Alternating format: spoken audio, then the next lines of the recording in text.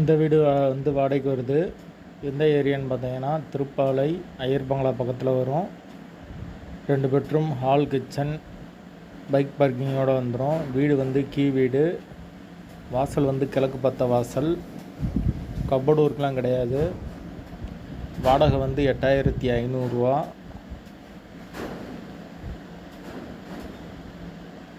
Advance வந்து 5 மாதம். ஒரு வெஸ்டர்ன் டாய்லெட், ஒரு இந்தியன் டாய்லெட் இருக்குது.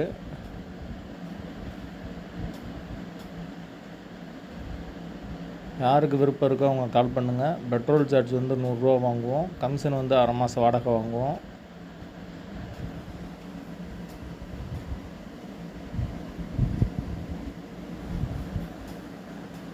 வீடு வந்து திருப்பாலையில் இருக்குது.